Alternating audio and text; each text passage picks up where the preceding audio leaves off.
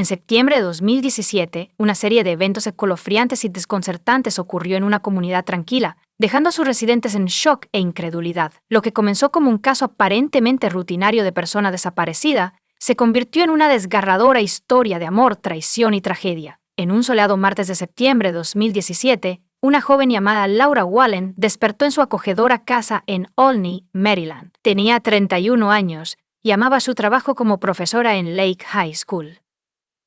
Era tan buena en su trabajo que fue nombrada maestra del año el año anterior. Laura había trabajado duro para prepararse para el nuevo año escolar. Pasó semanas preparando su aula para sus estudiantes.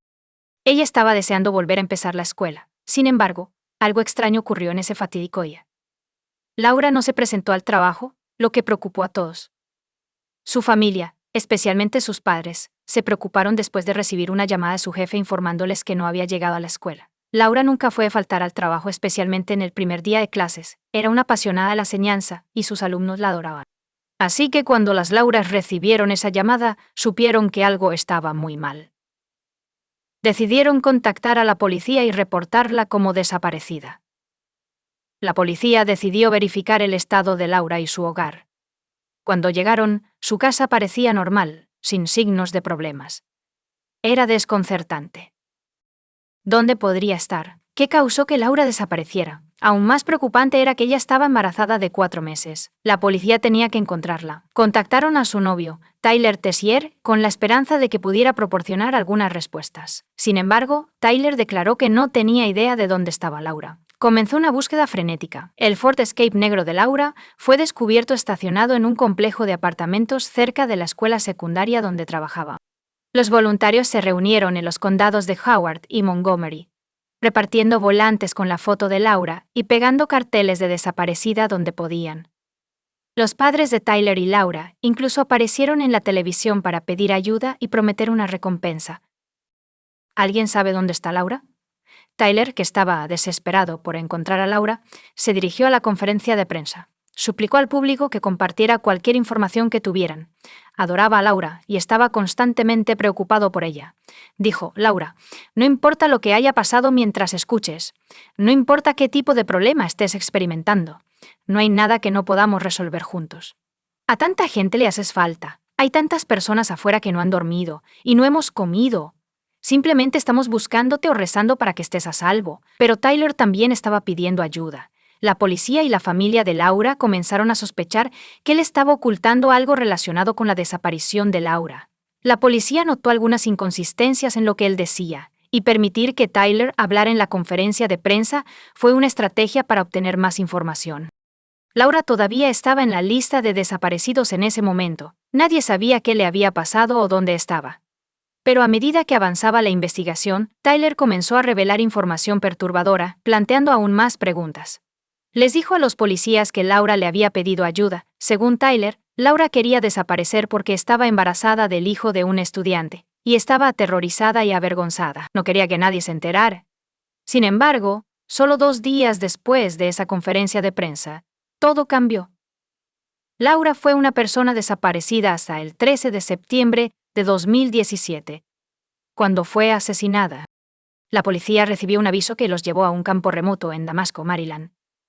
Se sabía que Tyler frecuentaba la zona, y descubrieron un terreno recién excavado en un rincón oculto del campo. Descubrieron algo espantoso con la ayuda de perros especialmente entrenados. El cuerpo de Laura fue enterrado en una tumba poco profunda. Una autopsia posterior reveló que le habían disparado en la nuca. Este fue un giro desgarrador y horrible de los acontecimientos. Y la policía ahora se enfrentaba a la difícil tarea de determinar cuándo murió, quién la asesinó y por qué el descubrimiento del cuerpo de Lauren marcó un capítulo oscuro y trágico en la historia. Y estaba claro que había mucho más por descubrir. La familia de Laura, aún aturdida por el shock de su desaparición, ahora tenía que enfrentarse a la devastadora realidad de su asesinato.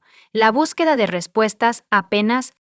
Tyler fue considerado una persona de interés en el caso porque se pensaba que era la última persona en ver a Laura con vida. Esta sospecha surgió de las inconsistencias en las diversas versiones que proporcionó sobre su paradero y actividades. Durante el periodo relevante, la policía tenía evidencia de que Laura estaba viva el 1 de septiembre, ya que su familia la vio ese día. Al día siguiente, 2 de septiembre, Laura salió de excursión. Durante este tiempo, Laura le envió un mensaje de texto a su hermana sobre la aventura que Tyler le había llevado. El mensaje decía: Tyler me ha llevado a una aventura en el campo. No estoy seguro de por qué, pero es por algo que está esperando en un campo. La policía descubrió una pista importante mientras investigaba las transacciones financieras de Laura. Descubrieron que la tarjeta de débito de Laura se usó por última vez en una tienda Safeway cerca de su única residencia el 2 de septiembre, entre las 8:30 y las 9:30 p.m. Lo que hizo que este descubrimiento fuera significativo fue que las grabaciones de vigilancia de la tienda de comestibles mostraron que Laura no estaba sola durante la transacción. Tyler la acompañaba. Esta información despertó el interés de la policía en Tyler mientras intentaban reconstruir los eventos que rodearon la desaparición y posterior muerte de Laura. ¿Pero por qué quiere Tyler a Laura? La respuesta estaba en su complicada relación y la vida oculta de Tyler. Tyler y Laura habían tenido una relación intermitente durante una década. Siempre encontraban la manera de volver a estar juntos después de romper. Su amor era turbulento, con altibajos, pero Laura estaba emocionada por formar una familia con Tyler, sin saber los oscuros secretos que él guardaba. Laura no estaba al tanto de esto. Durante uno de los descansos, Tyler había comenzado a salir con otra mujer, una colega profesora, en 2012. Incluso se mudó con ella mientras todavía estaba en una relación con Laura. Ninguna de las dos mujeres sabía de la otra y Tyler pudo mantener su doble vida oculta. Cuando Laura se enteró de que estaba embarazada del hijo de Tyler, su padre, Mark Wallen, confrontó a Tyler sobre sus intenciones. Estaba al tanto de la relación intermitente de Laura y Tyler, así como de los rumores sobre otra mujer. Tyler le aseguró a Mark que se haría cargo de Laura, incluso le mostró un anillo de compromiso y afirmó que tenía la intención de proponerle matrimonio. También le informó a Mark que no había visto a la otra mujer en 2 años. Sin embargo, más tarde se reveló que el anillo que Tyler le había dado a Mark fue usado para proponerle matrimonio a otra mujer, no a Laura. La otra mujer había aceptado, y su boda estaba programada para justo un mes después de que Laura diera a luz al hijo de Tyler. Laura y la otra mujer pensaban que estaban en relaciones exclusivas con Tyler. Pero la verdad era mucho más complicada.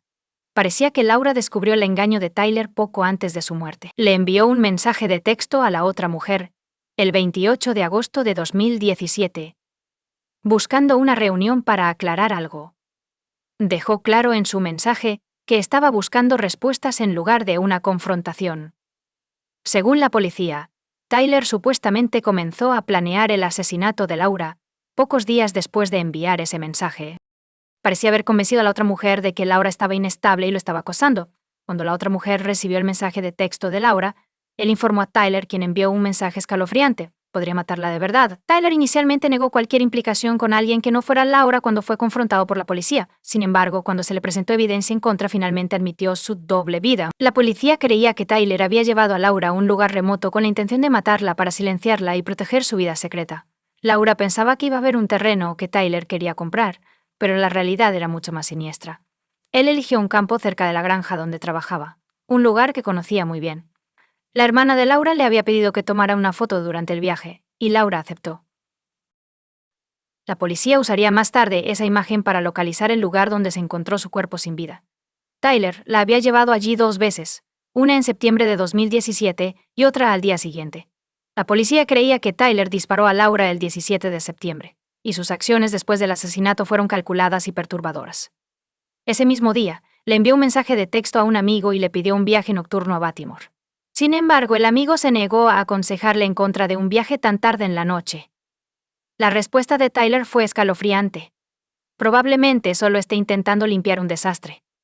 Donde los fiscales Tylers, las acciones fueron claras en todo momento.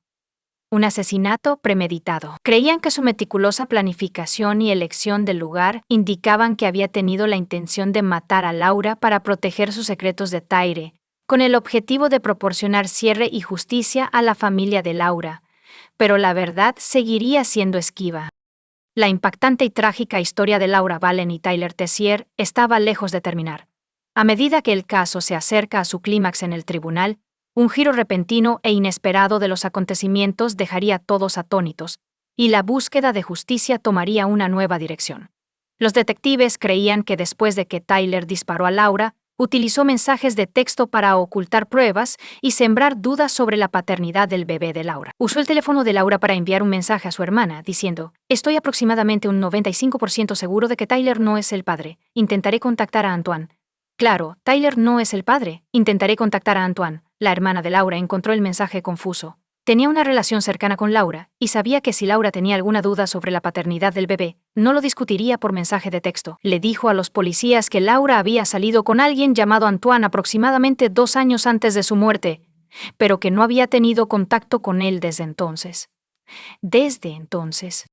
Tyler fue arrestado y acusado de asesinato en primer grado, obstrucción de la justicia, manipulación de pruebas y declaraciones falsas.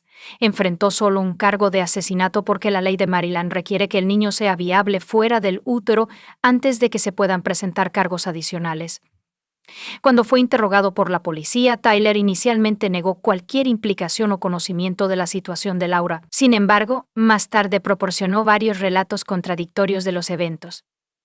Inicialmente afirmó que durante una acalorada discusión en septiembre, Laura se enfureció y lo atacó con unas tijeras, lo que provocó que ella cayera y aparentemente muriera tras chocar con un poste del porche. Tyler la enterró en un campo, creyendo que había muerto. Cuando se le preguntó sobre la herida de bala encontrada durante la autopsia, él declaró que estaba preocupado de haberla enterrado viva, y luego regresó para dispararle y asegurarse de que estuviera muerta y no sufriera. Tyler luego cambió su historia, diciendo a la policía que hombres afroamericanos habían entrado en la casa de Laura y la habían secuestrado. Asegura que los obligaron a conducir hasta Damasco, donde Laura fue asesinada. Cuando le preguntaron por qué no lo habían disparado, Tyler explicó que suplicó a los hombres que lo dejaran ir. La fiscalía estaba segura de su caso, afirmando que Tyler era responsable de la muerte de Laura. Sostuvieron que Tyler, quien había estado viviendo una doble vida durante años, estaba preocupado porque su secreto estaba a punto de ser revelado, ya que Laura había descubierto la verdad. Tyler supuestamente planeó el asesinato de Laura después de que ella contactara a la otra mujer con la que estaba involucrado. Se suponía que Tyler pasaría el fin de semana del 2 de septiembre con la otra mujer en Pensilvania, supuestamente para buscar vestidos de dama de honor. En cambio, afirmó que no podía ir debido a una lesión en la rodilla sufrida mientras paseaba a su perro, lo cual resultó ser una mentira. Organizó encontrarse con Laura y llevarla a un campo remoto en Damasco, en el condado de Montgomery. La fiscalía argumentó que el asesinato de Laura fue premeditado, como lo demuestra el lugar aislado donde fue asesinada y enterrada. Querían llevar al jurado a esta ubicación remota para mostrar la extensión de su aislamiento y la planificación requerida. Esta visita requeriría un vehículo de tracción en las 4 ruedas para navegar por terrenos fuera de carretera, ascender una colina curva y descender hasta la esquina de un campo de hierba, demostrando la lejanía y el carácter oculto del lugar, apoyando su afirmación de premeditación. También planean mostrar al jurado una instalación de procesamiento de animales cerca del campo. Los fiscales creen que Tyler usó una cargadora de oruga en la propiedad para cavar una tumba poco profunda para el cuerpo de Laura. La placa delantera de Laura y su teléfono celular fueron encontrados en un contenedor de basura en la propiedad. La fiscalía estaba preocupada de que las fotografías por sí solas no representaran con precisión al creador oculto del campo, lo que implicaba que alguien familiarizado con la zona había elegido. Tenían una imagen aérea del lugar con una línea de árboles y una fotografía de Laura en una camioneta en el mismo lugar. Laura le había enviado a su hermana una foto de ella desde ese lugar. Además, los registros telefónicos de Tyler y Laura los mostraron en el lugar donde Laura fue descubierta más tarde, y la fiscalía planeaba decirle al jurado que después de enterrar a Laura, Tyler condujo su coche hasta un complejo de apartamentos en Columbia donde fue descubierto más tarde. Planeaban llamar a testigos, incluyendo a uno de los amigos de Tyler, quien afirmó que Tyler pidió un aventón desde el complejo de apartamentos y solicitó la oportunidad de presentar su caso ante un jurado el 28 de septiembre a las 5 a.m. El cuerpo sin vida de Tyler fue descubierto en su celda solo unas horas antes de que su juicio estuviera programado para comenzar. Se ahorcó dentro del centro correccional del condado de Montgomery en Rockville, Maryland, dejando 5 notas de suicidio en la parte superior de su litera. Este trágico giro de los acontecimientos significó que la fiscalía se vería privada de la oportunidad de exponer y probar su caso ante un jurado. La muerte de Tyler trajo una conclusión abrupta e inesperada a un caso que había despertado un interés generalizado debido a sus circunstancias complejas y perturbadoras. Comparte tu opinión con nosotros en los comentarios y suscríbete al canal para más.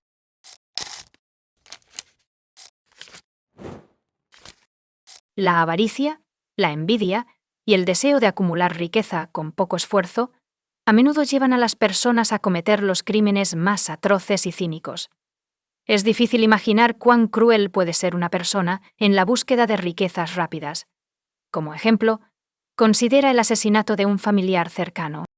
La historia de Elizabeth Vázquez es verdaderamente impactante y aterradora. Esta mujer amable y trabajadora dedicó toda su vida a mejorar la situación de su familia, esforzándose por brindarle a su querida hija la mejor educación posible. Pero la codiciosa heredera y su novio hicieron lo impensable. Durante varios años, este complejo caso generó controversia y conmocionó al público con su inhumanidad, demostrando cómo una joven puede decidir fácilmente asesinar a su propia madre. Intentemos entender cómo una familia próspera y acomodada produjo un verdadero monstruo desprovisto de cualquier sentimiento de piedad, remordimiento o conciencia. La familia Vázquez es grande y feliz. Elizabeth Lillian Vázquez Movila nació en Catamarca, al noroeste de Perú, en 1967. Ella era la mayor de 6 hijos nacidos de Ernesto Vázquez y María Movila. Sus padres eran personas trabajadoras y sencillas que se esforzaban mucho para mantener a su gran familia, incluyendo una educación y una oportunidad para una vida mejor. La familia Vázquez era amable y feliz. Elizabeth comenzó a ayudar a su madre a cuidar de sus hermanos menores desde una edad temprana. Era un estudiante excelente que se graduó con honores, lo que le permitió ingresar fácilmente a la prestigiosa Facultad de Derecho y Economía de la universidad. Mientras asistía a la universidad, conoció a un joven llamado Alejandro Espino, quien también estudiaba Derecho y era considerado uno de los mejores estudiantes de su clase. Los dos desarrollaron una relación romántica que creció rápidamente, y se casaron oficialmente en 1987. Los padres de Elizabeth apoyaron su decisión desde el principio y recibieron con gusto a su yerno en la familia. Alejandra era un hombre serio, inteligente, ambicioso y decidido que podía cuidar adecuadamente de su hija mayor. Inicialmente, los recién casados vivieron en la casa de la familia Vázquez. Sin embargo, después de 6 meses, Elizabeth quedó embarazada y decidieron mudarse a su hogar separado con solo su hija, aproximadamente un año después de su matrimonio en 1988. La pareja recibió a su única heredera conjunta, a quien llamaron Elizabeth Vázquez Espino, cariñosamente conocida como Elita en la familia. La niña se convirtió en el centro de atención de todos sus numerosos parientes, así como en la mayor alegría de sus padres. Varios años después del nacimiento de su hija, la pareja, cuyas carreras estaban mejorando constantemente, decidió mudarse a la capital de Perú, Lima. Alejandra estaba entonces compitiendo por un puesto de fiscal en un departamento anticorrupción, mientras que Elizabeth había iniciado su propia firma de consultoría legal. Ambas trabajaban incansablemente para el beneficio de su familia, pero no podían dedicarle suficiente tiempo a su joven hija. Confrontados con una experiencia insatisfactoria al contratar a una niñera que no cumplía con sus deberes diligentemente, la joven madre decidió enviar a su hija al mercado entero de sus padres para que pudieran cuidar de la heredera. María y Ernesto aceptaron de buen grado y estaban encantados de tener a su nieta con ellos por un tiempo. Notablemente, su hija menor, Ivana, es una élite. Su tía era solo unos años mayor que Elita, así que se llevaban bien y se trataban como hermanas. Debido a su completa dedicación al trabajo, los padres rara vez veían a su hija y compensaban su ausencia llenándola de regalos durante las visitas. La estancia de Alita en casa de sus abuelos duró varios años, y cuando sus padres decidieron llevarla de regreso a Lima, ella ya había comenzado la escuela. Cabe destacar que el brusco cambio de entorno no le ayudó a la niña, y le tomó algún tiempo adaptarse a la vida en la bulliciosa y ruidosa capital después de la tranquila y casi provincial Catamarca y la difícil relación con sus padres. De niña, Elita era callada y bien educada. Se esforzaba por la excelencia académica estudiando música y lenguas extranjeras. Tenía una relación cercana y de confianza con sus padres, quienes intentaron compensar los años de separación forzada.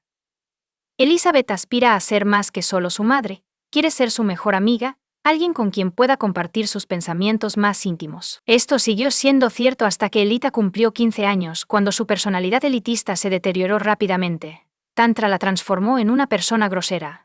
Dejó de escuchar a sus padres, abandonó sus estudios, se involucró con mala compañía y, lo peor de todo, comenzó a robar dinero de la billetera de sus padres. Elizabeth probó una variedad de métodos para conectar con su hija, con la esperanza de que fuera solo una fase que Elita superaría. Sin embargo, la niña frecuentemente provocaba acaloradas discusiones con su madre, lo que resultaba en histerias y lágrimas. Durante estos tiempos, Alejandro generalmente se mantenía neutral, pero si Elita buscaba su ayuda, él frecuentemente tomaba su parte, Elita estaba profundamente herida y ofendida por ser constantemente comparada con su madre inteligente, hermosa, exitosa y trabajadora. Al lado de Elizabeth, Elita parecía el patito feo, completamente opuesta a su madre en todos los aspectos. Carecía de rasgos llamativos, tenía sobrepeso, era perezosa y temperamental, mentía con frecuencia y no dudaba en robar. Elita tenía numerosos complejos sobre su apariencia, y cuando expresó su deseo de someterse a una cirugía plástica, Elizabeth, ansiosa por complacer a su hija y reparar su relación, no la detuvo. Elizabeth pagó la primera rinoplastia de su hija, seguida de varias cirugías más. Cuando Alejandro y Elizabeth decidieron divorciarse en 2007, su hija de 18 años reaccionó con un ataque de histeria, gritando, insultando y culpando a su madre de alejar a su padre. En ese momento, la familia estaba en los Estados Unidos y el divorcio causó algunas complicaciones para los ciudadanos de otros países.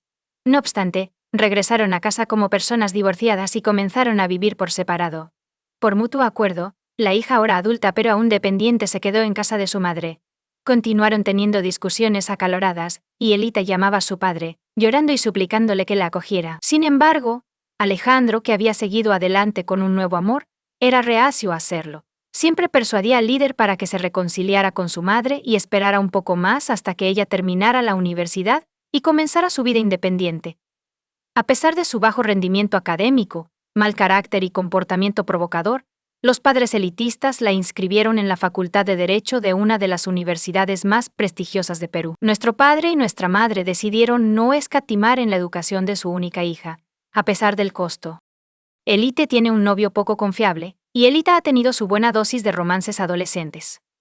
Pero a los 19 años, se sintió verdaderamente enamorada por primera vez. Todo comenzó una mañana de domingo en la iglesia, donde conoció a un joven encantador llamado Fernando González. No podía apartar la vista de ella durante el servicio, y después se acercó a ella para presentarse a Elita. Fernando apareció como un príncipe, guapo, atento y agradable de voz. La invitó a tomar un café y charlar. Resulta que tenía la costumbre de buscar en las iglesias a jóvenes bien vestidas que llegaban en coches de lujo, luego entablaba una conversación, las encantaba y jugaba con sus emociones. Contaba historias sobre su difícil infancia en una familia numerosa abandonada por su padre, y cómo ahora estaba manteniendo a su madre, hermanos y hermanas, mientras trabajaba en múltiples empleos. Las chicas ricas e ingenuas se compadecían de él y le ofrecían dinero. Ocasionalmente lograba mantener a una novia adinerada durante unos meses, pero generalmente lo dejaban una vez que se revelaba la verdad. Era solo un vago desempleado que disfrutaba de la buena vida.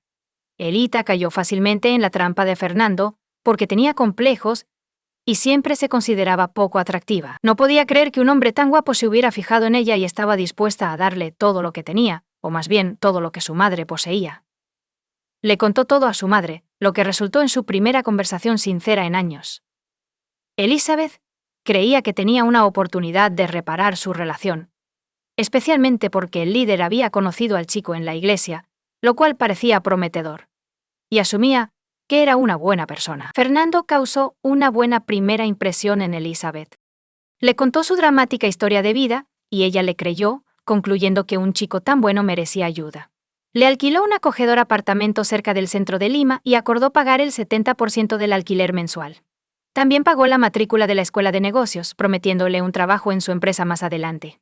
Fernando parecía apreciar su generosidad y estaba ansioso por comenzar a estudiar. No estaba interesado en asistir a conferencias aburridas ni en trabajar, solo quería divertirse y gastar el dinero de los demás. Se mudó gustosamente al apartamento alquilado, pero nunca pagó nada por él, alegando estar en quiebra y prometiendo reembolsar más tarde. Pronto quedó claro que Fernando solo había asistido a algunas clases de la escuela de negocios antes de abandonar. Después de una conversación seria con Elizabeth, parecía estar arrepentido.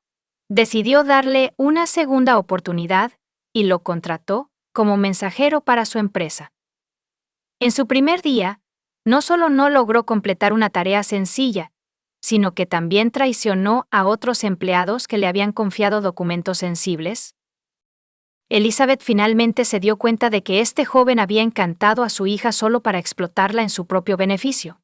No tenía ninguna intención de estudiar o trabajar. Luego le prohibió a Elita verlo, lo que hizo que su hija se enojara y resentiera. La líder gritó y lloró, acusando a su madre de intentar destruir su vida y robarle la felicidad. Se negó a escuchar la razón e insistió en seguir viendo a Fernando a pesar del fallido intento de separación de la pareja. Elizabeth decidió enviar a su hija a casa de sus padres por un tiempo, creyendo ingenuamente que si Elita no veía a su novio durante unos meses, sus sentimientos disminuirían y Fernando encontraría a otro tonto rico para explotar. Pero Elizabeth estaba gravemente equivocada. Elita continuó comunicándose con su novio por teléfono y redes sociales, y su resentimiento hacia su madre solo creció. Fernando tuvo que dejar el apartamento de alquiler porque Elizabeth se negó a pagarlo. Sin embargo, encontró un lugar más pequeño alquilado para él por su joven amante usando el dinero de su madre. Como una niña consentida, Elita tenía cierta libertad financiera y podía usar algunas de las cuentas de su madre. Cuando terminó las vacaciones de verano y comenzó la universidad, Elita se apresuró a ver a su novio, quien una vez más le pidió dinero. Retiró una cantidad significativa de dinero de la cuenta de su madre y se la dio, lo que resultó en una acalorada discusión con su madre más tarde esa noche. Cuando Elizabeth notó la falta de fondos, decidió bloquear el acceso a sus cuentas, dejándola con solo una pequeña asignación semanal para gastos personales. Esta decisión tensó aún más una relación ya tensa. Apenas hablaban, principalmente discutiendo, y los intentos de Elizabeth por contactar a su hija fueron infructuosos. El plan monstruoso. Fernando se enfureció durante una de sus citas románticas cuando un líder no entregó el dinero que exigía. Maldecía a Elizabeth gritando que tenía mucho dinero pero no se lo daba a su única hija, y añadía que si Elizabeth moría, la adulta Elita heredaría toda su riqueza y podrían vivir lujosamente. Esta terrible idea se arraigó en las mentes de los elitistas y se fortaleció con cada día que pasaba. Ella se quejaba constantemente de cuánto despreciaba a su madre, culpándola de todas sus desgracias y fantaseando con lo maravilloso que sería si desapareciera. Los jóvenes amantes comenzaron a idear un plan monstruoso y cínico para eliminar a Vázquez, incluyendo a quienes podrían reclutar como cómplices. En ese momento, Elizabeth tenía casi $3 millones con 0 centavos en sus cuentas. Un negocio exitoso que podría venderse, una gran casa en una zona acomodada de la capital, varios coches y una cobertura de seguro de vida significativa. Si ella muere, su único hijo heredará todo.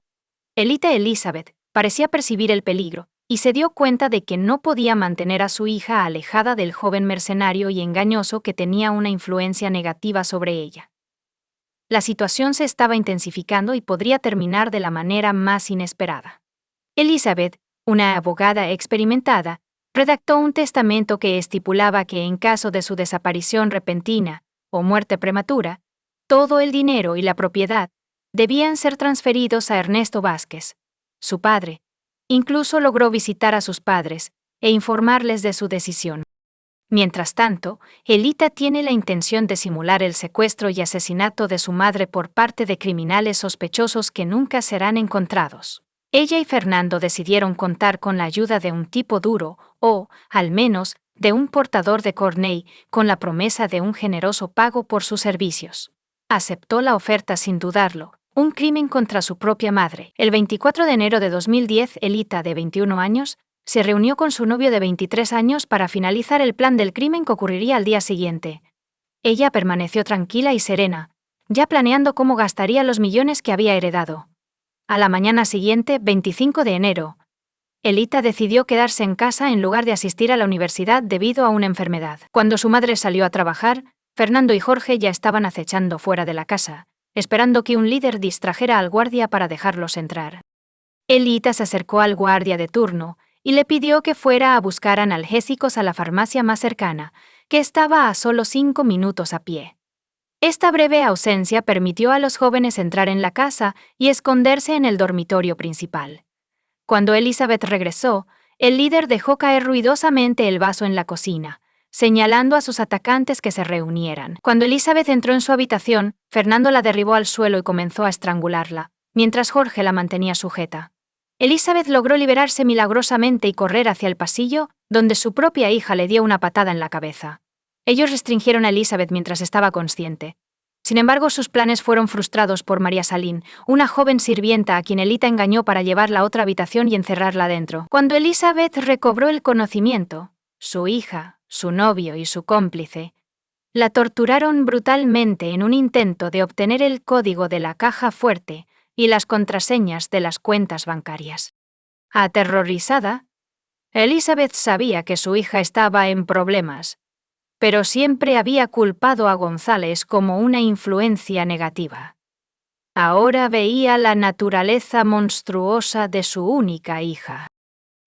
Elizabeth pudo aflojar las ataduras y luchar contra su hija, arañándola y golpeándola hasta que Fernando la derribó al suelo. Elita se enfureció y pateó a su madre, eventualmente, sofocándola con una almohada hasta que dejó de respirar. El trío luego ató el cuerpo sin vida de Elizabeth, le tapó la boca con cinta adhesiva y la colocó en el maletero de su propio coche simulando un secuestro. Elita luego envió a otro guardia a conseguir medicación, permitiendo que sus cómplices se marcharan de la propiedad. La liberó a la aterrorizada María, afirmando falsamente que ella y su madre habían discutido pero se habían reconciliado y que su madre se había ido a la cama. Una extraña historia sobre un secuestro durante la búsqueda de una mujer desaparecida.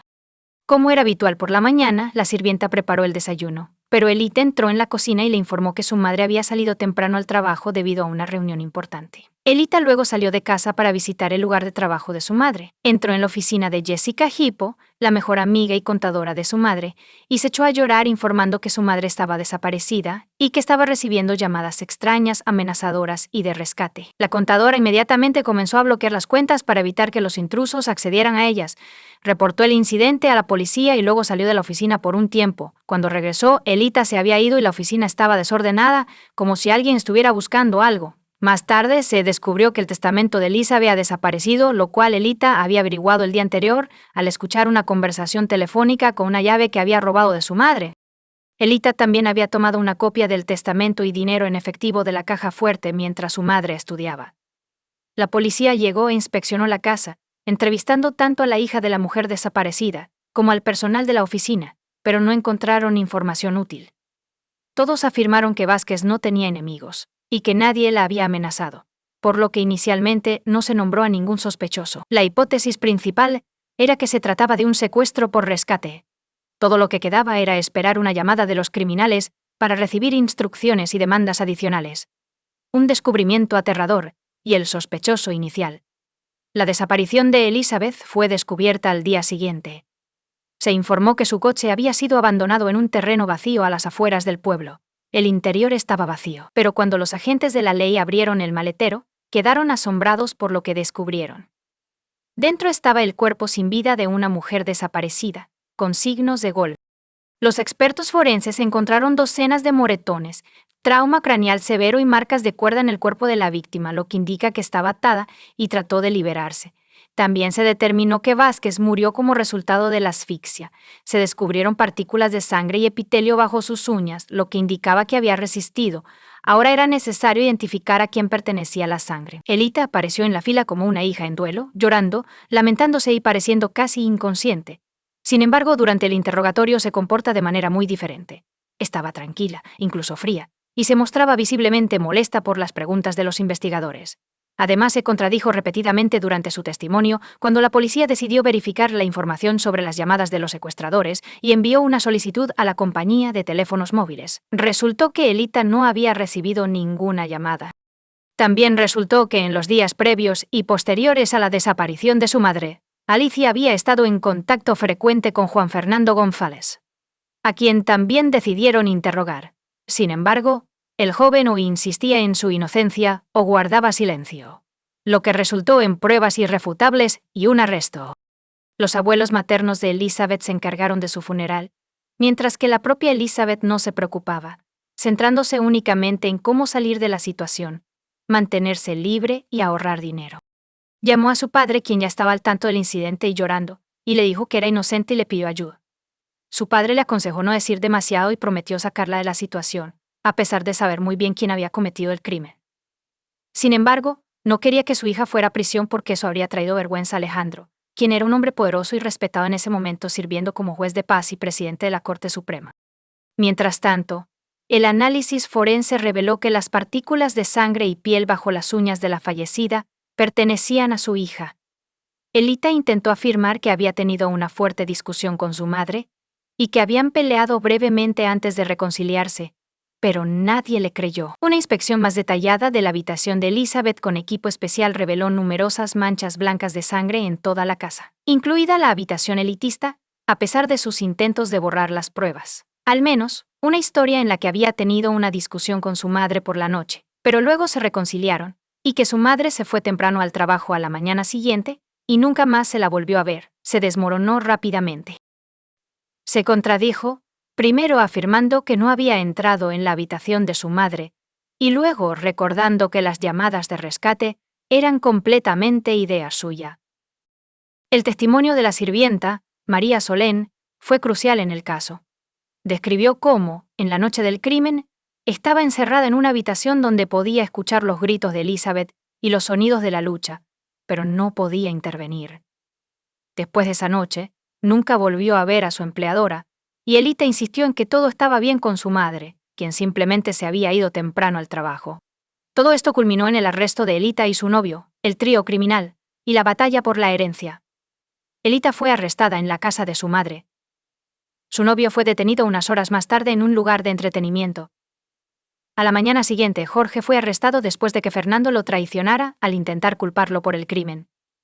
Cabe destacar que González fue el primero en testificar, con la esperanza de que cooperar con la investigación le beneficiara y ayudara a mitigar su condena. Mientras tanto, Alejandro contrata a los mejores abogados para su hija, pero se da cuenta de que no podrá evitar el castigo. Al mismo tiempo, comenzó a ocuparse de la herencia de Vázquez, con la intención de reclamarla para sí mismo. Dado que el testamento había desaparecido y la heredera enfrentaba una larga condena de prisión. Afirmó que él y Elizabeth nunca se divorciaron, sino que vivieron separados mientras seguían legalmente casados. Mientras tanto, Ernesto Vázquez, un abuelo elitista, decidió visitar a su nieta favorita en la prisión para mirarla a los ojos, y no podía creer que la niña que había conocido y criado desde su infancia pudiera cometer un crimen tan atroz. Sin embargo, Elita actuó con arrogancia, gritando, insultando al anciano y afirmando que no quería volver a verlo. Este encuentro lo perturbó profundamente, resultando en un ataque al corazón del cual no pudo recuperarse y murió 6 meses después. La familia Vázquez no pudo probar la existencia del testamento dejado a nombre de Nestos, porque el documento desapareció de la oficina de Elizabeth y de la base de datos de los notarios, aparentemente cuidado por Alejandro. Todos los documentos y referencias al divorcio de la pareja han desaparecido misteriosamente, dejando a Alejandro con el derecho de reclamar la herencia del fallecido, así como el juicio y el veredicto. A pesar de los intentos de Elita, Fernando y Jorge de echarse la culpa mutuamente, la investigación reconstruyó con éxito los eventos de aquella fatídica noche, determinando el papel de cada participante en el crimen.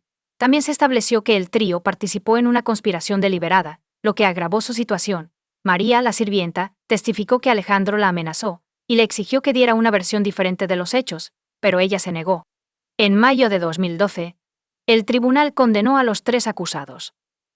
Inicialmente, el fiscal solicitó que cada asesino fuera condenado a 30 años de prisión. Mientras los hombres se declararon culpables, Elita repetidamente se hacía la víctima.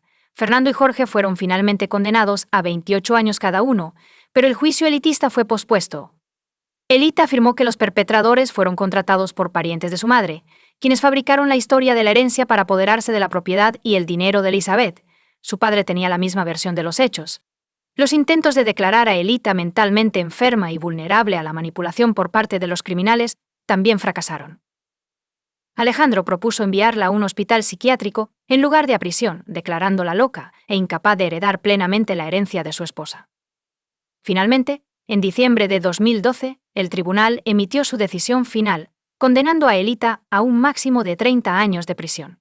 Ella y sus cómplices todavía están cumpliendo sus condenas en prisión. La herencia disputada sigue sin resolverse. En la primavera de 2021, Alacien murió sin convertirse en el único heredero. La familia Vázquez, a través del tribunal, busca excluir a Elita de la lista de reclamantes de la propiedad de Elizabeth, citando su encarcelamiento por asesinato. Actualmente, el principal reclamante de la María Movila es la madre de Elizabeth.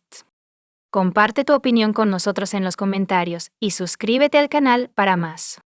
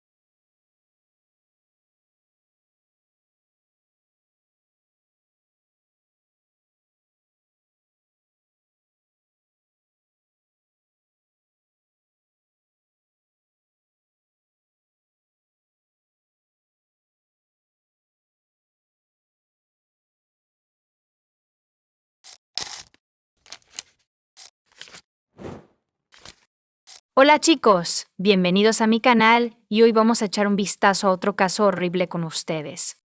En este video discutiremos los eventos que ocurrieron en Texas. El 4 de abril de 2011, Robert Frisby llegó a la comisaría porque no podía encontrar a su hija de 17 años, Bridget. Robert asumió que había pasado la noche en casa de su amiga, pero cuando Bridget no regresó a casa, se preocupó e intentó contactarla por teléfono. Todos sus intentos fueron infructuosos. So Robert headed to the police station.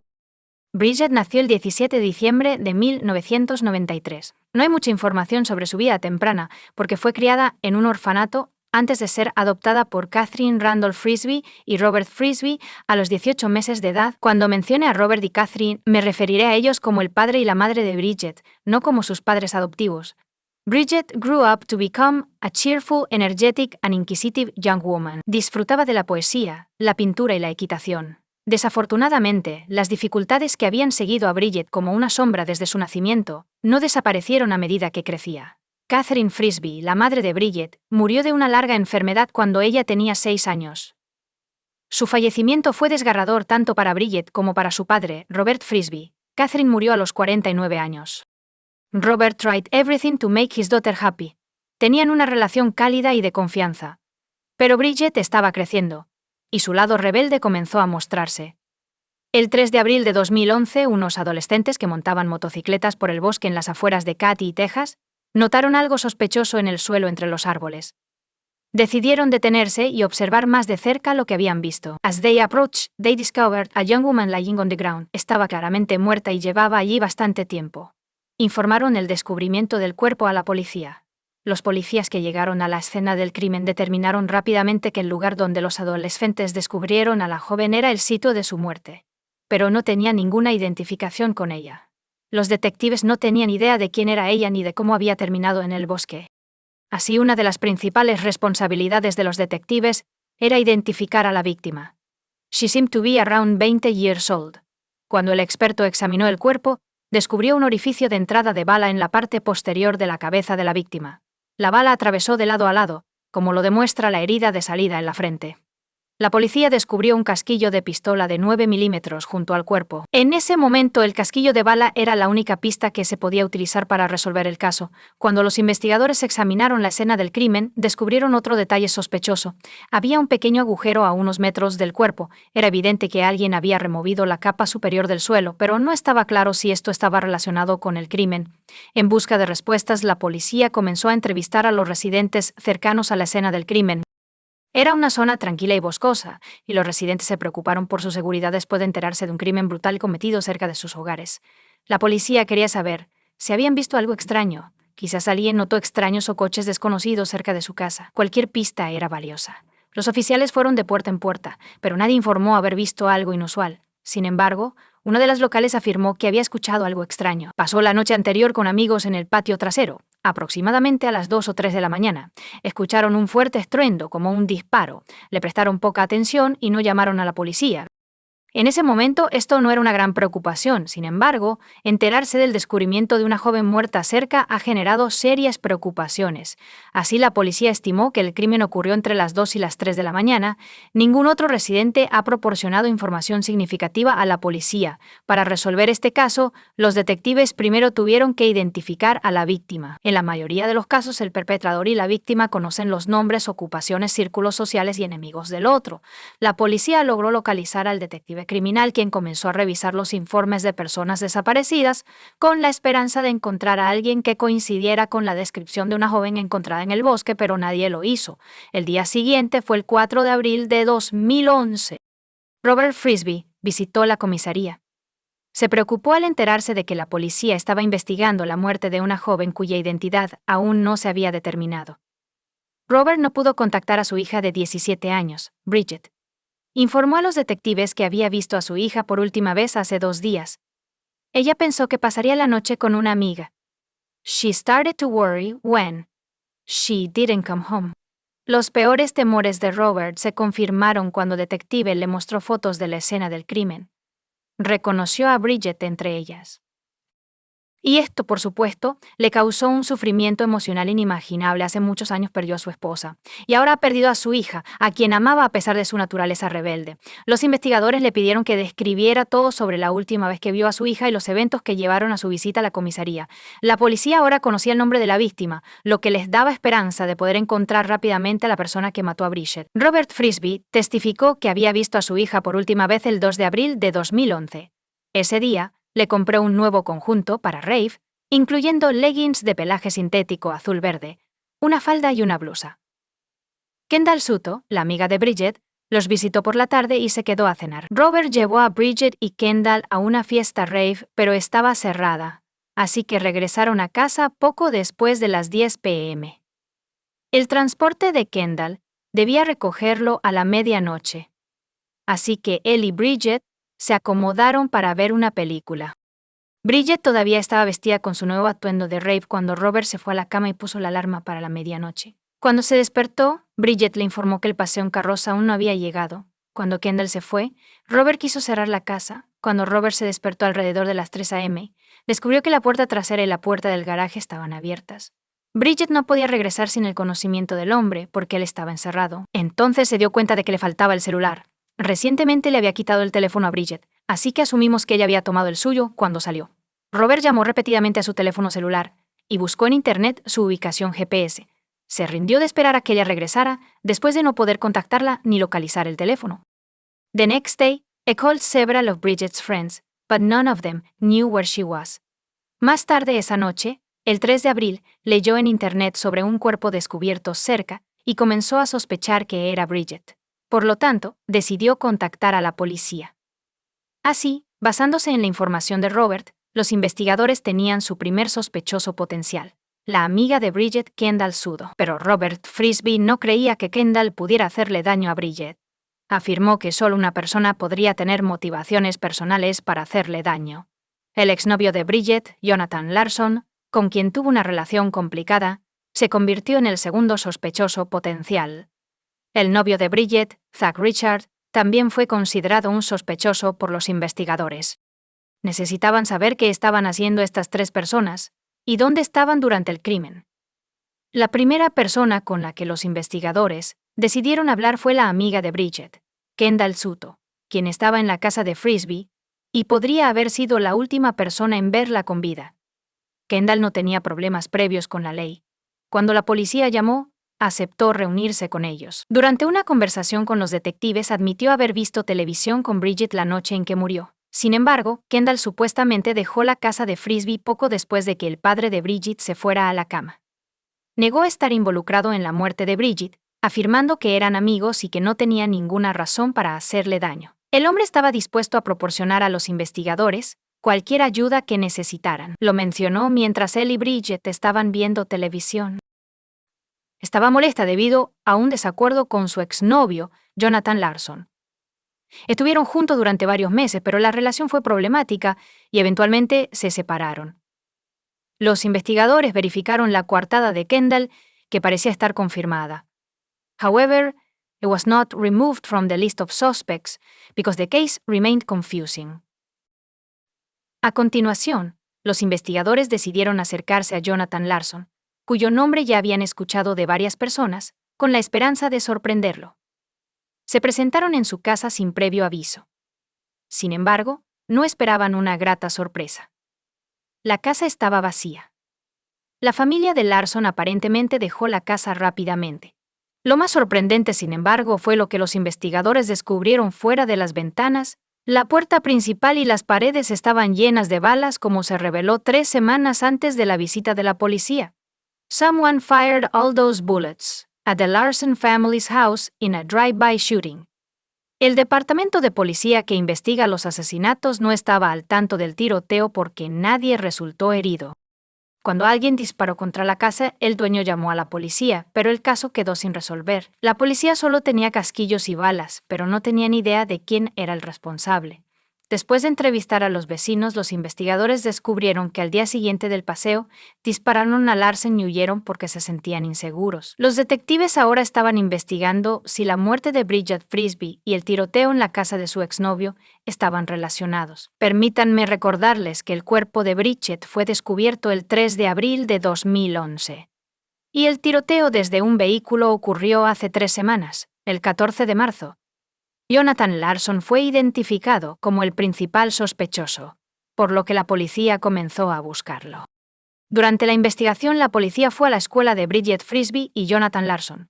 La administración de la escuela declaró que Jonathan no había asistido a la escuela en varios días.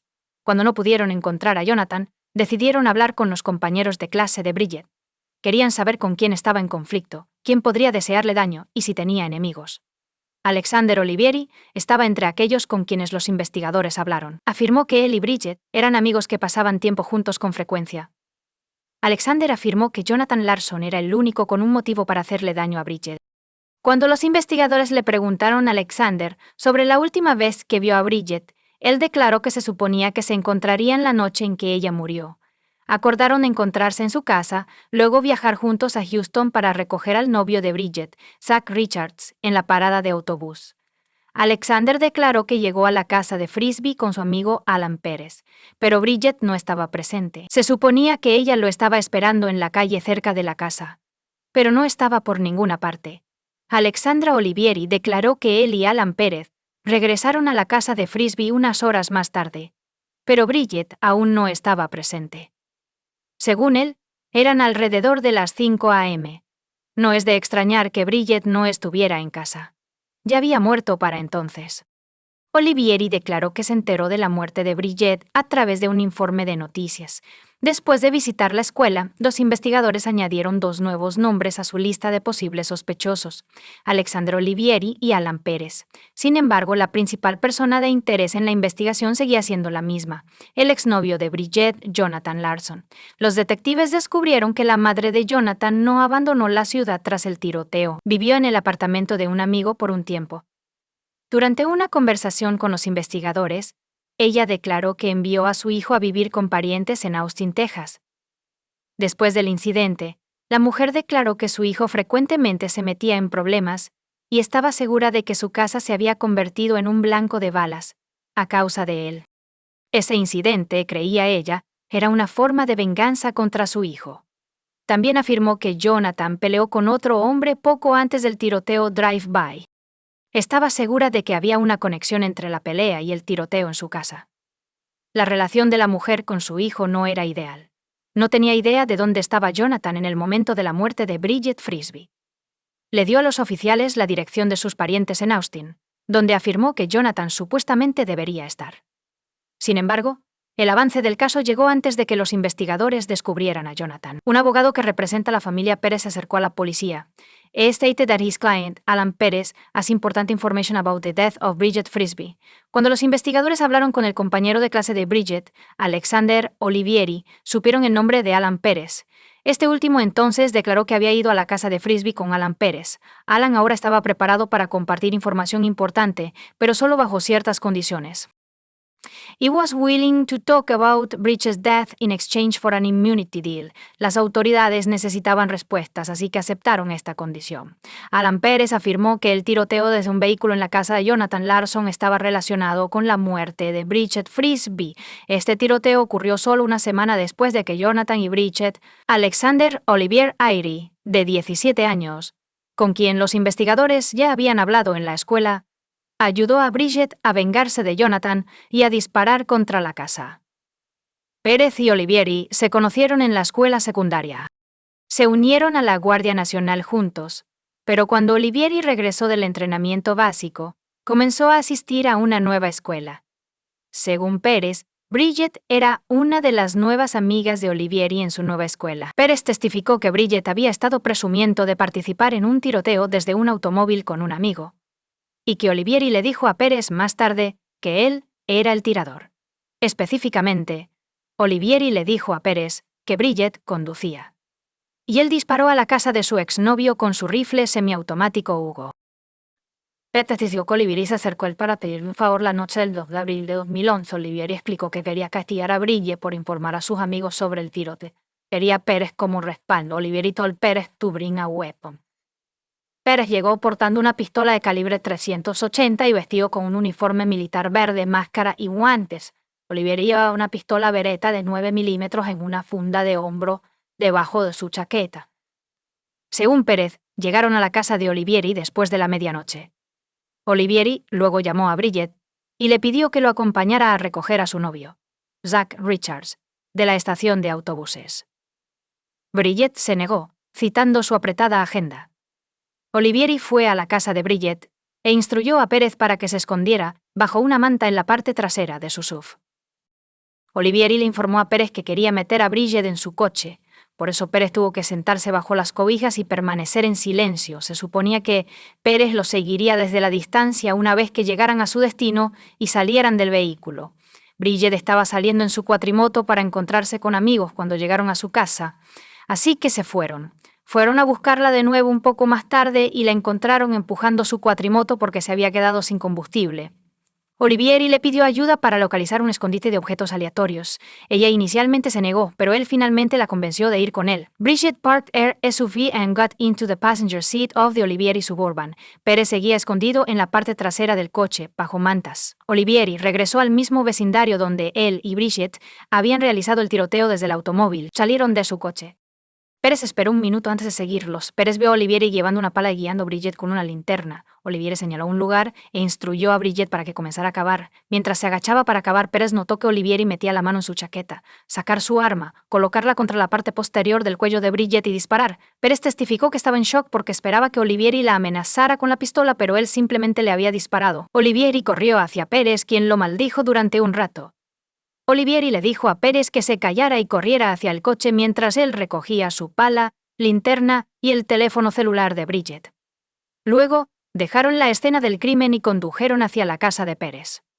Antes de llegar a su destino, destrozaron el teléfono de Bridget con una pala antes de golpearlo. Después de esto, condujeron a casa de Olivieri. They moved everything from the SUV to Alexander's bedroom. Según Pérez, él y Olivieri llegaron a la estación de autobuses alrededor de las 4 a.m. para recoger al novio de Bridget, Zach Richards. Pérez invitó a Richards a pasar la noche en su casa. So the three of them drove to Pérez's house and went to sleep. No le dijeron nada a Richards sobre el crimen. Olivieri informó a Pérez que necesitaban ser coartadas el uno del otro. Cuando fueron interrogados por la policía, Pérez tuvo que explicar que se quedó en casa de Olivieri, pasaron el rato, vieron una película y luego fueron juntos a recoger a Richards. Alexander Olivier lo persuadió de que decir lo mismo y proporcionarse mutuamente una coartada no los pondría en peligro. Olivieri también le dijo a Pérez que iba a deshacerse del arma que usó para matar a Bridget. Bridget estaba molesta porque Jonathan Larson, con quien tenía una relación, la engañó. Olivieri offered to take revenge on him by shooting at his house. Sin embargo, no había anticipado lo que sucedería a continuación. Bridget no logró mantener el viaje en secreto, lo cual preocupó a Olivieri. Este incidente puede poner fin a sus planes. Quería ser militar, pero ahora su sueño pendía de un hilo. Por eso hizo grandes esfuerzos para mantener a Bridget en silencio. Decidió que la única manera de salir de esta situación era que Bridget Frisbee muriera. Durante la investigación, la policía escuchó el nombre del novio de Bridget, Zach Richards, varias veces, así que decidieron hablar con él. Querían saber si Richards confirmaría el testimonio de Alan Pérez o si la escalera estaba intentando absolverse de responsabilidad. La situación parecía desconcertante. El novio de Bridget Richards testificó que en marzo de 2011, Alexander Olivieri dijo que iba a ocuparse de algo. Agarró su AK-47 y se fue con Bridget en su coche. Más tarde, Olivieri le dijo a Richards que disparó a la casa del exnovio de Bridget desde su coche mientras pasaban. Olivieri le dijo a Richards que participó en el tiroteo desde el coche como un favor a Bridget y simplemente porque podía. Richards testificó que Bridget seguía presumiendo del tiroteo y Olivieri la confrontó y le dijo que dejara de contárselo a la gente. El 3 de abril de 2011, Olivieri acordó llevar a Bridget a la estación de autobuses de Houston para recoger a Richards alrededor de la 1 a.m. Cuando Olivieri no apareció, Richards tomó un viaje a Dennis y finalmente llamó a Olivieri alrededor de las 2:30 o 3 a.m. Olivieri le informó que estaba en casa pero que iría a recogerlo. Alexander finalmente llegó varias horas tarde y Pérez lo acompañó. Cuando Richards preguntó por Bridget Olivieri, él afirmó que intentó contactarla y visitó su casa, pero ella no estaba allí. Richards declaró que fue a la casa de Bridget después de dormir unas horas.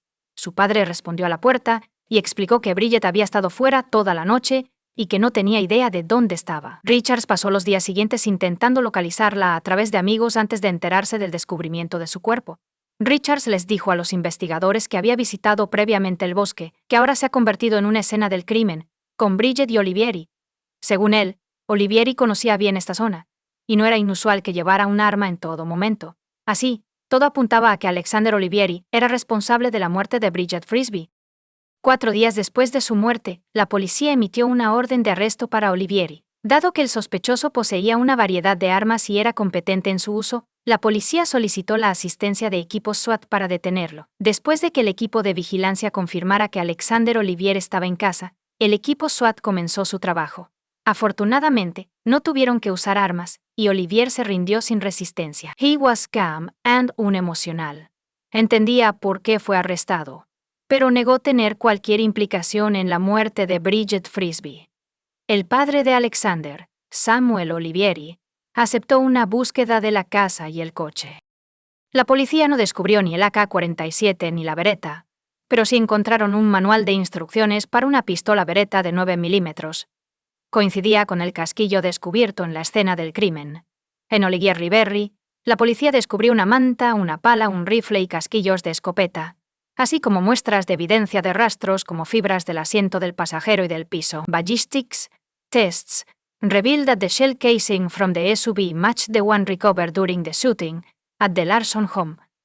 Las fibras levantadas del asiento del pasajero del coche coincidían con el nuevo atuendo de piel sintética de rave de Bridget, que ella llevaba puesto cuando su padre la vio por última vez la noche del 2 de abril. Durante su juicio, Alexander Olivieri afirmó que no vio a Bridget la noche en que fue asesinada. La defensa de Olivieri Aries afirmó que las fibras descubiertas en el coche de su cliente coincidían con las fibras del nuevo atuendo rave de Bridget, y que llegaron allí unas semanas antes de su muerte. Pero esta teoría fue rechazada. Durante el juicio, Robert Frisbee presentó un estado de cuenta de tarjeta de crédito que mostraba que el atuendo de Bridget fue comprado el 2 de abril de 2011. Ella murió varias horas después. Mostraba que Bridget estaba indudablemente en el coche de Olivieri antes de su muerte, lo que implicaba que él estaba mintiendo cuando afirmó no haberla visto esa noche. El tribunal vio un video publicado en YouTube en 2010. Aproximadamente un año antes de que Bridget muriera, se llamaba Yo y mi Beretta de 9 milímetros. Muestra a Alexander Olivieri disparando una variedad de armas de fuego, incluyendo una pistola Beretta. Alan Pérez testificó en el juicio que el video mostraba la misma arma que Olivieri usó para matar a Bridget, el 1 de agosto de 2012. El tribunal condenó a Alexander Olivieri a 60 años de prisión, tendrá derecho a libertad condicional en 30 años. Pero Robert Frisbee cree que Olivieri estará encarcelado durante al menos 50 años.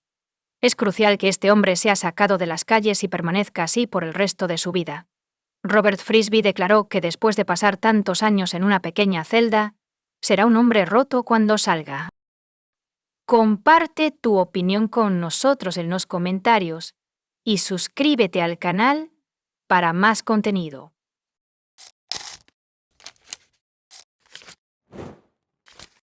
Hola chicos, bienvenidos a mi canal y hoy vamos a echar un vistazo a otro caso horrible con ustedes. Hoy veremos un caso que involucra una trama muy inusual que ocurrió en Londres en 2011. Los cuerpos de Alice Adams y Tibor Bass fueron descubiertos en una casa cerca del aeropuerto de Heathrow. Ambos tenían 20 años. Los investigadores que trabajan en este caso lo describirán como uno de los más inusuales para alguien que trabaja a tiempo completo en la aplicación de la ley. Alice Adams y Tibor Bass trabajaban para el Radisson Blu Edwardian Heathrow Hotel. Alice era del lugar, y su casa familiar estaba aproximadamente a 6 millas del hotel donde trabajaba. Había comenzado el trabajo 3 semanas antes y había hecho amistad con otros empleados del hotel, especialmente con su compañero Tibor Bass. Tibor nació y creció en Budapest, Hungría. Era el segundo hijo de sus padres y tenía una hermana menor, Tibor, a quien le gustaba estar rodeada de otras personas. Podía tocar casi cualquier instrumento musical, siendo el piano su favorito. Le enseñó a su hermana Isabela a tocar el piano, y cantaban y tocaban juntos mientras sus padres escuchaban. La madre de T, Rosalia, luchó por seguir adelante, después de que su padre muriera inesperadamente en 2007. Tibor pasaba la mayor parte de su tiempo libre con su hermana. Era tanto su hermano como su padre. Quería compartir la carga de su madre, así que empezó a trabajar a tiempo completo cuando tenía 15 años. En 2008, solicitó ingreso a la Universidad de Budapest, con la esperanza de que un título universitario le ayudara a conseguir un buen trabajo y a apoyar mejor a su madre. A pesar de sus habilidades excepcionales, le negaron la admisión a la universidad. Tibor discutió con su madre la posibilidad de mudarse a Gran Bretaña y encontrar trabajo allí. La madre de Tibor debió apoyar la idea, ya que se mudó al Reino Unido en julio de 2010. A la edad de 19 años, se trasladó a Londres. Comenzó a trabajar en el Radisson Blu Edwardian Heathrow Hotel. Disfrutaba de su trabajo, de sus responsabilidades, de las personas con las que trabajaba y de los nuevos clientes que conocía cada día. Alice era una músico consumada que rápidamente se llevó bien con Tibor. Nunca se quedaban sin temas de conversación. Tibor Bass y Alice Adams eran los recepcionistas del hotel. Otro recepcionista era Attila Van, que tenía 31 años. Attila había estado en el hotel más tiempo que los otros dos y fue nombrado el mejor empleado en 2010. Tanto Attila como Tibor eran de Hungría, lo que los acercó más. El hotel proporcionaba apartamentos de empresa a sus nuevos empleados. Attila y Tibor vivían en una casa detrás del hotel. Era extremadamente conveniente. Por un lado, era más rentable. Por otro lado, no tenías que pasar mucho tiempo llegando al trabajo. A pesar de la felicidad de Tibor por estar en Inglaterra, no abandonó sus planes de continuar con la educación superior. Solicitó nuevamente a la Universidad de Budapest, y esta vez fue aceptado. Estaba muy feliz, pero tuvo que regresar a Hungría en agosto de 2011. La partida de Tibor estuvo marcada por una pequeña fiesta de despedida, que se celebró el 9 de agosto de 2011. Otros empleados del hotel asistieron a la fiesta junto a Tibor, Attila y Alice. Al día siguiente, este trío debía trabajar, pero ninguno de ellos se presentó. Los colegas dieron la voz de alarma cuando no llegaron al trabajo a las 7 de la mañana. La policía fue notificada a las 7:53 a.m. La policía llegó a la casa y llamó a la puerta. Nadie abrió la puerta, y todo estaba en silencio dentro. La puerta estaba sin llave. Cuando uno de los oficiales la abrió, descubrió una vista aterradora. Alice yacía en el suelo de la sala, su rostro oculto por una almohada. Más tarde, el médico forense que realizó la autopsia encontró 22 puñaladas en su cuerpo. El cuerpo desnudo del hombre que había muerto por heridas de cuchillo en el corazón yacía en la cama de su dormitorio. El asadón no se encontraba por ninguna parte. La policía acordonó la casa, y los investigadores y expertos forenses comenzaron rápidamente su trabajo. Cuando los investigadores examinaron la escena del crimen, descubrieron que la cama en la que yacía Tibor no era donde había muerto. Era para limpiar. El perpetrador lo había herido en otro lugar antes de quitarle la ropa, limpiarlo y colocarlo en la cama. Se encontraron botellas de alcohol y sustancias ilegales, que parecían haber sido consumidas en la fiesta, en el apartamento. Los oficiales de policía registraron la casa, el área circundante y el ático, pero no encontraron a Attila Vance. Sus pertenencias personales, incluidos sus documentos, permanecieron dentro del apartamento. A medida que Attila se convirtió en el principal sospechoso, los investigadores comenzaron a entrevistar a sus compañeros de trabajo mientras los expertos trabajaban en la escena del crimen. Los empleados del hotel afirmaron que tan pronto como Tibor comenzó a trabajar en el hotel, Attila lo tomó bajo su ala porque ambos eran del mismo país. No pasó mucho tiempo antes de que Attila le pidiera a Tibor que viviera con él en un apartamento cerca del hotel. Incluso planificó su horario de trabajo para que tuvieran el mismo turno. Tibor era joven y atractivo, y recibía mucha atención femenina. El problema era que, antes de enamorarse de Tibor, Van no ocultaba su preferencia por las relaciones con hombres. Según el personal del hotel, Tibor rechazó sus avances, lo que lo hizo infeliz. Alice había conseguido un trabajo en el hotel 3 semanas antes de su muerte, y Tibor comenzó a mostrar interés en ella, lo que naturalmente irritó a Attila, quien estaba celoso a pesar de saber que Tibor solo estaba interesado en mujeres. Los investigadores comenzaron a preguntarse si Attila había cometido el crimen por celos y amor no correspondido. Incluso antes de que la policía descubriera los cuerpos sin vida de Tibor Bass y Alice Adams, un chico había publicado un mensaje ominoso en su página de Facebook. Escribió: «Quiero despertar de esa pesadilla». Esto se publicó a las 6:23 a.m., y varios amigos expresaron su preocupación, a lo que no recibieron respuesta. El mensaje convenció a los investigadores de que Attila Van estaba involucrado en la muerte de sus colegas. Esto también lo demostraba el número de heridas. Alice fue apuñalada 22 veces y Tibor 2. Además, Alice yacía en el suelo con una almohada contra su cara, mientras que Tibor estaba en la cama. Los investigadores entrevistaron a los demás miembros de la fiesta, quienes afirmaron que cuando todos se fueron, solo Attila, Tibor y Alice permanecieron en el apartamento. Esto indicaba que algo había ocurrido entre estas tres personas en el tiempo restante antes del amanecer. Las muertes de Alice y Tibor fueron reportadas a sus familias. Lo que sucedió fue devastador tanto para las familias Adams como para las Bass. En un comunicado emitido por la familia Adams, la madre de Alice, Sarah, honró a su hija con las palabras: "Mi corazón está roto, y mi vida estará marcada para siempre por la tristeza. Extraño tanto a Alice, daría cualquier cosa por un abrazo y una sonrisa más de Alice Squeezy. La muerte de Alice ha hecho que mi familia experimente emociones extremas como el duelo, la ira y una tristeza abrumadora, y ha cambiado nuestra familia para siempre.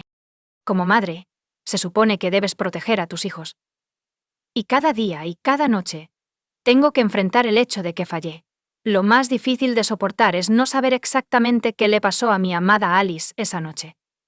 Por horrible que fuera conocer la verdad, sería preferible a la constante lucha en mi mente por entender la secuencia de eventos que llevaron al asesinato de Alice. No hay palabras para describir qué personalidad tan increíble y única tenía, ni cuánto amor, alegría, pasión y compasión trajo a la vida de tantas personas. Su fallecimiento es una tragedia indescriptible. La madre Alice dijo a los investigadores que poco después de la medianoche su hija le envió un mensaje diciendo que pasaría la noche en casa de una amiga. La policía emitió una alerta de búsqueda para Attila Van, pero él simplemente desapareció. Intentaron rastrear su teléfono, pero fue detectado por torres de celular en la misma área que el hotel. Esto era extremadamente extraño. Tan pronto como quedó claro, Attila había estado más cerca de lo que cualquiera había imaginado todo el tiempo. El equipo de investigación pasó 2 días en la escena antes de abandonar la casa. Unas horas más tarde, el equipo forense decidió regresar a la casa y realizar pruebas adicionales. Notaron que la puerta que habían dejado abierta había sido cerrada con llave desde adentro. Cuando entraron en la habitación, notaron a Attila Van tumbado en la cama. Estaba borracho e intentó hacerse daño con unas tijeras y un cuchillo. Tenía heridas en el cuello y las muñecas. Cuando le hicieron preguntas, actuó de manera extraña e intentó demostrar algo con gestos. Fue trasladado al hospital donde los médicos aseguraron que su vida no corría peligro. La policía quedó perpleja cuando descubrió dónde había pasado Attila Van los 2 días anteriores. Había cortado una hendidura en la base del sofá-cama donde se descubrió el cuerpo de Tibor.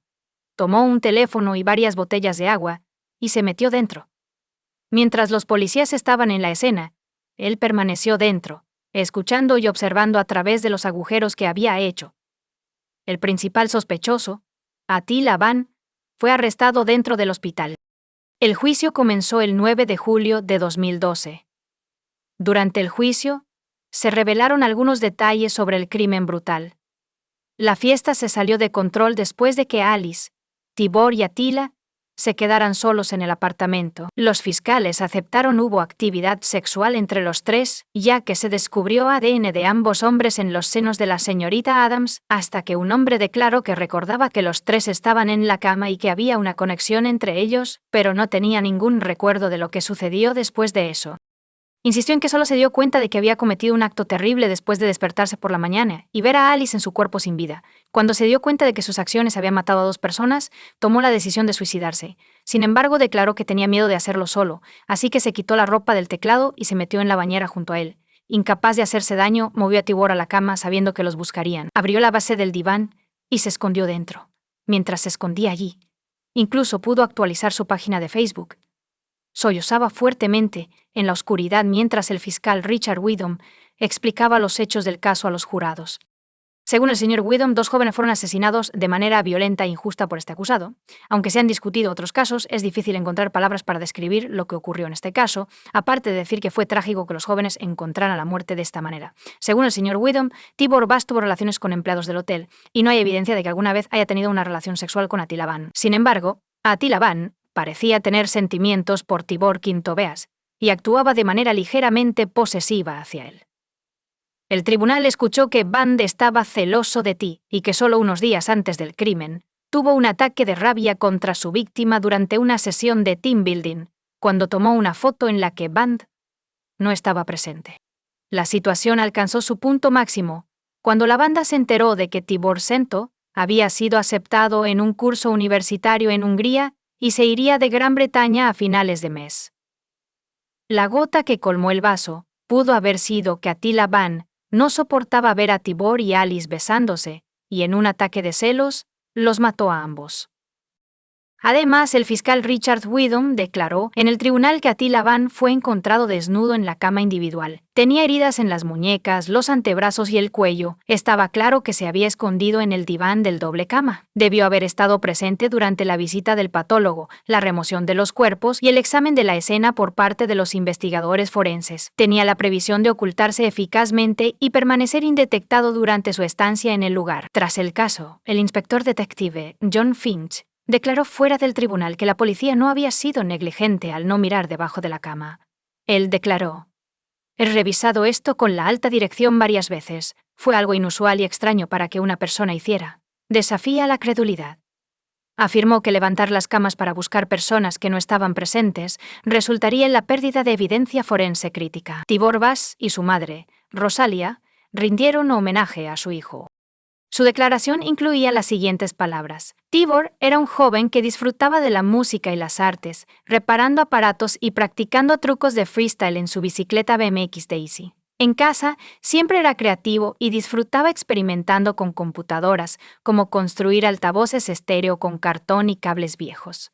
Tenía una pasión por la fotografía y gastó su primer sueldo en una cámara profesional. Tibor era constantemente amigable, servicial, solidario, accesible, extrovertido y confiable. Tenía muchos amigos en Hungría y el Reino Unido. El 11 de agosto me enteré de que dos jóvenes inocentes de 20 años, mi hijo Tibor y su amiga Alice, habían sido asesinados. Me enteré de que el amigo de T se había quitado la vida. Era imposible y devastador creer que un evento así pudiera ocurrir. Antes de eso, me dio consuelo saber que Tibor había hecho un buen amigo en Londres que era maduro, amable e inteligente. Su amigo me prometió personalmente que cuidaría de mi hijo y que no dejaría que le pasara nada. Confié en él y lo vi como uno de los míos. Esa es otra razón por la que la noticia del asesinato de mi hijo fue tan desgarradora. A lo largo de la investigación policial y el juicio, tuve que revivir los horrores de esa noche, lo que solo aumentó mi tristeza. No hay palabras para describir la agonía y la pérdida que nuestra familia experimentará por el resto de nuestras vidas. Hasta que se declaró culpable, Attila Van afirmó que no podía recordar los eventos de esa noche horrible. El 18 de julio de 2012, el 17 de agosto, después de solo 5 horas de deliberación, el jurado condenó a Attila Van, de 32 años. Fue condenado a 2 cadenas perpetuas. Tendrá que cumplir 26 años de prisión antes de poder solicitar la libertad condicional. Comparte tu opinión con nosotros en los comentarios y suscríbete al canal para más.